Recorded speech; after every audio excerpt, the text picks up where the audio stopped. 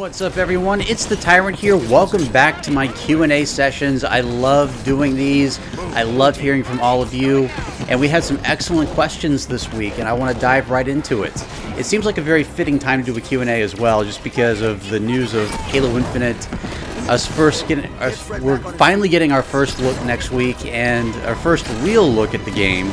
No trailers, just some gameplay, and I'm really excited for it. I hope you are too. So let's dive right into this. Our first question comes from Melkor Varda, and Melkor asks, MythicTyrant, do you think Atriox is Master Chief's match in combat? Personally, I think that it would be epic if they have Atriox and Master Chief fight against each other in Infinite.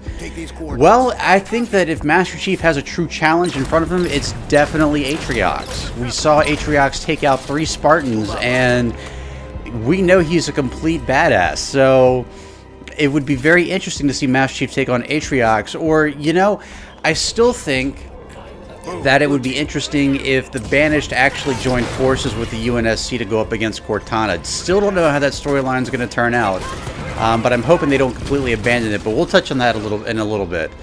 But excellent question, Velcor. Thank you. Take this position. Our next question comes from Mud Monkey Magic, and Monkey asks, it seems critical for Xbox and 343 for Infinite to be successful. How do you think this will have influenced 343's decisions on Infinite? What do you think they will keep the same or change due to the fans' responses? Okay, so I'm going to touch on this a little bit from the last question and then dive into it a little bit. It is going to be critical because Halo 4 and Halo 5 didn't do as well as they had hoped. I actually like Halo 4 and Halo 5, not as much as the originals, of course, but I still like them just the same. Obviously, I'm playing it here.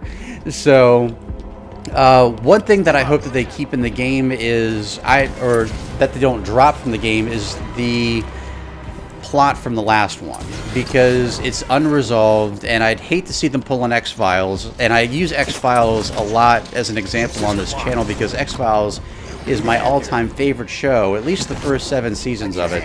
And it seems like quite oftentimes they would, after that, take a plot point, abandon it, and reboot it. And that goes for the most recent 2 seasons as well. So, you know, I hope, from what I've heard, Halo Infinite is going to be a soft reboot, but I hope they don't completely abandon the storyline from the last game. So that's my personal hope for it. I'm hoping they can please both old fans and new fans alike. I know that's going to be a challenge for them, and I hope they can pull it off. So maybe we'll get a first look next week, and we'll get to see what they're going to come up with. But excellent question, Mud Monkey. Thank you. Our next question comes from Rave Studios, and Rave asks, I know it's been a while since I commented on your videos, and happy to hear you're still okay. Here's my question for you. What do you think is the biggest blunder in Halo 5 Guardians? For me, and despite what I just said, it's the plot. Only because of where I felt like Halo 4 and Halo... Okay, so I've said this in a video before. I feel like Halo 5 and Halo 5 Guardians should have been a separate game, or at least DLC. I think Halo 5 should have focused on the Master Chief and finding Cortana, and Jul 'Mdama being the main antagonist for the game, which, by the way, thank you guys for correcting me from last week. I can't believe I forgot Jul 'Mdama's name. Thank you for reminding me. It's just been that long since I've really played Halo, so thank you for bringing that up. But going back to it, I feel like that's what Halo 5 should have been, is a Master Chief focused story, and then focused on finding Cortana on Genesis, while Jul 'Mdama is in the process of also trying to find Genesis.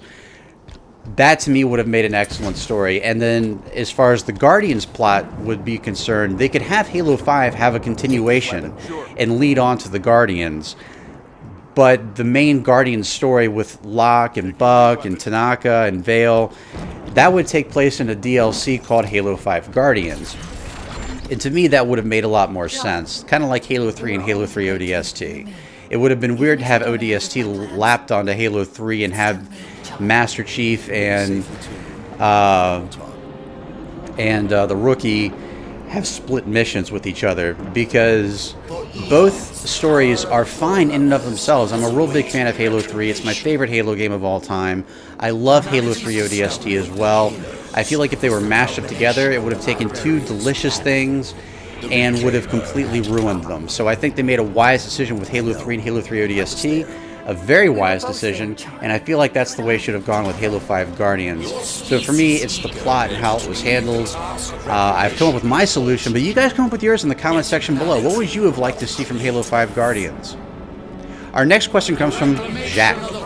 And Jack asked, do you think Locke should return in Infinite if they update his character and give him more depth? Absolutely. I think it would have been an absolute waste to spend 12 out of 15 missions with him in Halo 5 Guardians if he's not going to be in the next game. And I don't want that plot resolved in books either, because as I've said many times on the site, it's not that I dislike the books, okay? I think the books are fantastic. I haven't read some of them in a while, but I feel like that's good for background story, but it shouldn't be crucial to the game itself, right? I feel like in this particular instance, I want to just be able to play the games and understand the storyline without having to go back and read the books. So I hope Locke is in Infinite just for that reason, even if it's just as a minor character. You know, it doesn't have to be split between him and the Chief again.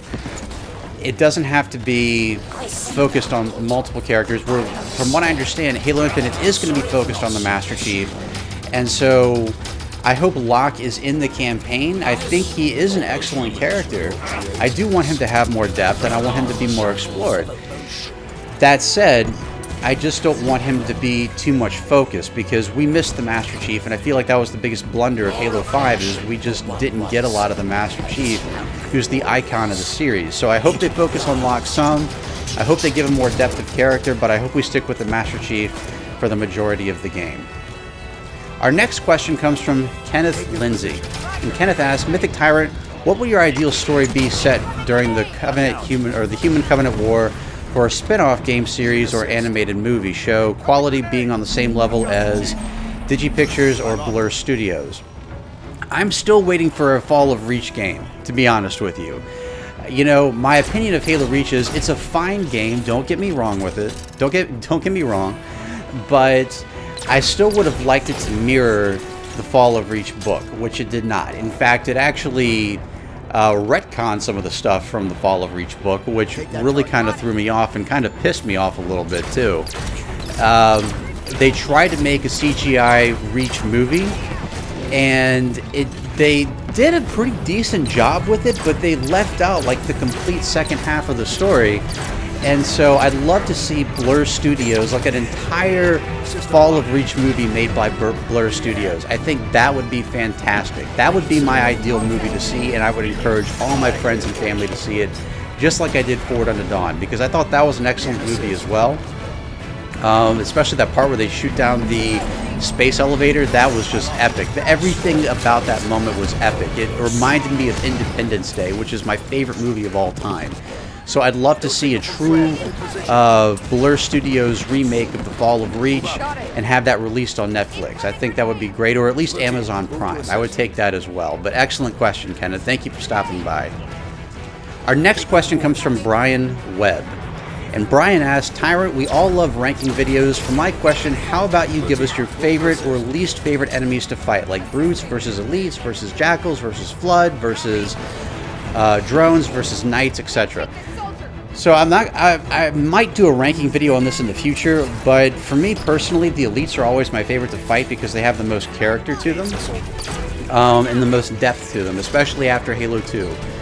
So, and they seem like a very equal match to Spartans for the most part. I mean, yeah, obviously in the games we can take them down pretty easily, especially if you have a plasma pistol and some sort of pinpoint weapon like the Magnum or the battle rifle or the DMR. But in lore, they're pretty much the match to the Spartans. So for me, it would definitely be Elites is my favorite, with Grunts being a close second just because they are so hilarious. They still make me laugh in the original Halo game and Halo 2, kind of in Halo 3, not as much in Halo 4, and there were a few moments in Halo 5 where I thought they were funny, especially with the Grunt birthday party skull. So they're my favorite. Least favorite to fight would probably be Jackal Snipers. Jackal Snipers have always been the bane of my existence, especially the ones in Halo 2 Legendary. those are the ones I feel like should have been left out of the game, or at least fine-tuned. Like, I feel like it was better in Halo 4. I think Halo 4's Jackal Snipers were probably the best I've encountered. Maybe Halo Reaches to a point, just because they had focus rifles instead of beam rifles. But in terms of the ones with beam rifles, I feel like Halo 4 did them best because they didn't kill you in one shot. So, to me, that was the most balanced version. That and the ODST Jackal Snipers were the most balanced versions of the Jackal Sniper, but the Halo 2 one still gives me nightmares to this day. Halo 5, until they patched it, I'm sure y'all have seen the video on my channel at this point, my Halo missions ranking, in terms of the missions that are hardest on Legendary, and basically there's a moment in there where you see a Jackal Sniper from Halo 5 take out the entire blue team, which just blew my mind completely. So for me, that would be my favorite enemies to fight versus my least favorite enemies to fight. But you guys let me know in the comments below who your favorite enemies to fight in the entire Halo franchise are, and who your least favorite enemies are. Our next question comes from Baked Lizard. I love that name. And Baked Lizard asks, how's Atriox going to get off the Ark and resolve the little issue with the massive war on the Ark? That's an excellent question. I don't know. I'm guessing this is going to have to do with not Halsey. Oh shoot. I know you guys are going to tell me in the comment section below. Anders. Yes. So she got off the Ark with the Halo ring, and I feel like that's going to play a role in it somehow. I don't know for sure, but I don't know if we're going to have any of the game take place on the Ark for Halo Infinite. That's an excellent question. It would be kind of cool to see the Master Chief show up, but I think it's going to be mostly a Halo ring for that one. So it's entirely possible that they'll get... Basically, I think that Cortana is going to play a role in it, that the AI battle is going to sort of like drift them from the Ark, and they're going to end up somehow coming back to Installation 07, I believe, Zeta Halo, and that's how it's going to play out from there. So that is what I believe it's going to be, but it could be anyone's guess at this point. I still feel like the Banished are definitely going to be an Infinite. How they get off the Ark, if they don't explain it in game, you know they're going to do it in a book, and it's going to be to my utter dismay, but hopefully they'll include something in game that actually makes sense. So that's an excellent question, Baked Lizard, and thanks for asking. And our final question of the week, our star question, comes from Brickmaster's Love from Twitter. She wanted me to mention her YouTube channel on here. I can't do that because of the name of the channel. I feel like that's going to cause some issues with YouTube, so I apologize for that. And I hope that if for any of you who are curious, you can always go back to the comment section of the previous Q&A, and of course she's right there. So I'm sorry for that, but hopefully mentioning your Twitter will be good enough for you. So Brickmasters asks, what inspired you to make Halo walkthroughs? And this is a really excellent question, especially right now with Halo 3 just making it to the PC. And Halo 3 being, of course, my first Halo walkthrough. So I've always had a fascination with strategy guides. I've always loved them, dating back to my fandom with Resident Evil. The first strategy guide that I ever read from cover to cover was the Resident Evil Prima strategy guide, and it's absolute gold. It's an absolute treasure. If you haven't read it yet and you're able to get your hands on it, I highly recommend it. It's absolutely hilarious. The writer's a genius. And I've tried to get my hands on the Resident Evil 2 walkthrough, and I could never find it. So, but it's an absolute treasure, and so that's what sort of got me involved with reading strategy guides. But what inspired me to start doing them for Halo was this gentleman named Mike Miller wrote the legendary walkthrough for Halo 2 on HBO. If you haven't read it yet, it's still on the site. It's an absolute masterpiece. Mike Miller did an excellent job, and I was curious to know if he'd write one for Halo 3 as well. So I actually reached out to him. This was a long time ago, and asked him if he was, and he said he was really busy, and he gave me permission to do it. So I asked Claude Herrera, or Louis Wu, on HBO, the head of HBO, for those of you who don't know, if I could do the Halo 3 Legendary walkthrough, and he said absolutely. So I played through the game on Legendary, and this is, of course, coming off of Halo 2 Legendary, and I thought Halo 3 was absolute cake in comparison. It took me about a month to get through Halo 2 Legendary, and it took me only 2.5 days of casual play to get through Halo 3 on Legendary. So there was a definite major gap in difficulty between Halo 2 and Halo 3, much to my surprise and to my pleasure. So I decided to up the ante a little bit. I saw a post on Bungie.net, and they had talked about people who had beaten the game solo Legendary All Skulls on, and at the time there was only 2, and from what I understand from Bungie, those were segmented runs, people using the save and quit method with the Iron Skull. So I decided, okay, well, I'd like to try doing it without dying. I'd like to try to do it all in one go, because I know I can do it on Legendary. But can it be done on Mythic, which is what I dubbed the title of it, because they were going through their map packs and they were calling them Heroic, Legendary, and Mythic, and I thought Mythic would be the next logical step for difficulty settings, so I called it Mythic Difficulty to sort of separate it from Lasso, or Lasso, or whatever you want to call it, because Lasso, of course, you can do segmented runs, but with Mythic, you can't. So I went back to Claude, and I said, well, I have another idea. Since Halo 3 Legendary is so simple, why don't we try doing it with all skulls on, no deaths? And he responded back, and he was like, I think you're crazy, but if that's what you want to do, that's what you want to do. And so that's what I did. And I remember after releasing the final mission, I got an email from Bungie's, at the time, I don't know if he's still there or not, but their community manager, and he said, we just had an internal discussion with our dev team, and we thought what you did was impossible. Enjoy your recon. So that's how I got recon armor in Halo 3, and it was such a big honor. And I got interviewed by them, and it was just, it blew my mind. It was such an amazing thing for them to reach out to me the way they did. And that's how it started. Then, the following year, I decided to do a Summer Mythic Recon Challenge where people every week could beat a mission on Mythic difficulty. They would send me the video and send me the stats for it, and I would pick a random person and send it to Bungie, and they would assign them Recon armor. They would give them Recon armor. And that was a big success, too. You know, over 1,000 people participated, and it was a lot of homework for me, but it was also a lot of fun.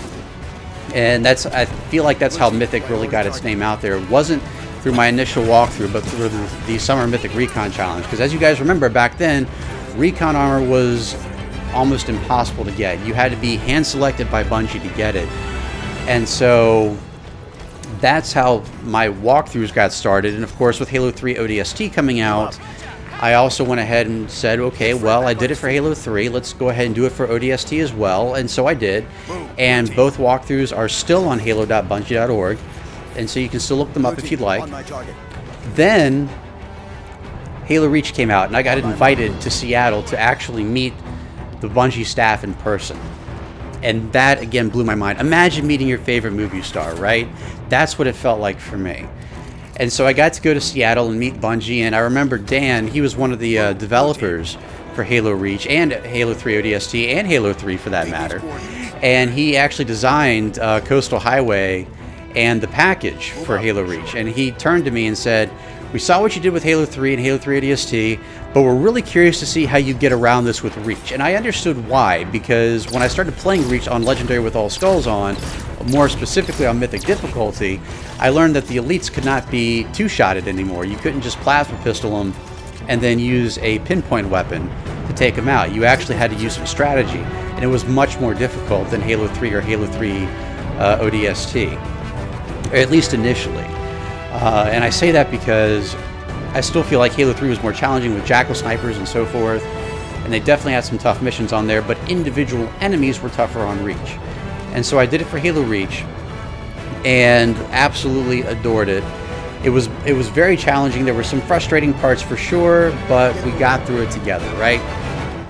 And then, of course, this is when Halo was acquired by Microsoft and 343 Industries was created, they reached out to me to come to Halo Fest, and so I did, and I got to see a little bit of Halo 4. I got to see a little, or it wasn't Halo 4, I'm sorry, it was Halo Anniversary. And so I got to see that, and I didn't do a walkthrough for that just because the skulls I didn't take very seriously in Halo Anniversary, kind of like with Halo 2. They were more of a gimmick than an actual challenge. So I didn't do walkthroughs for either of those. But when Halo 4 came out, it was very exciting. I actually love the graphics for Halo 4 to this day. And so I did my Mythic walkthrough for Halo 4. For those of you who don't know, I actually have an achievement named after me in the Master Chief Collection for actually completing Halo 4 on Legendary with all skulls on, called Naked Tyrant, named after both me and Naked Eli.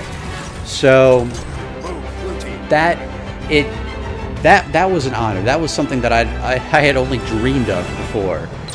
And so then, of course, Halo 5 came out. I wasn't as excited to do it for Halo 5, which is why I kind of wanted to pass the torch for Halo Infinite. And so to sort of clarify what I'm doing for Halo Infinite, I'm not doing a Mythic walkthrough.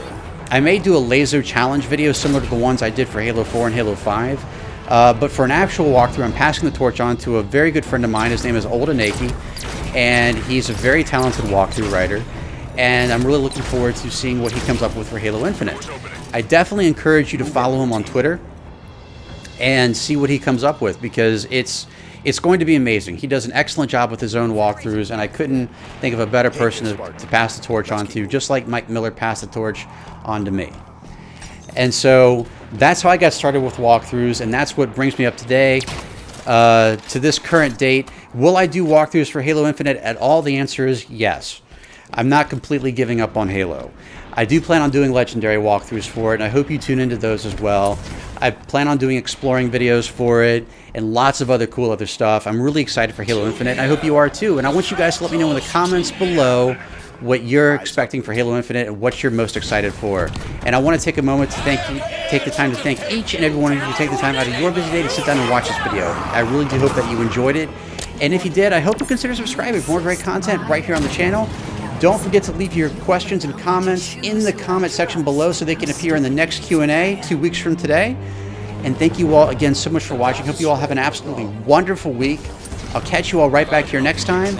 And as always, I'm the Tyrant, signing off.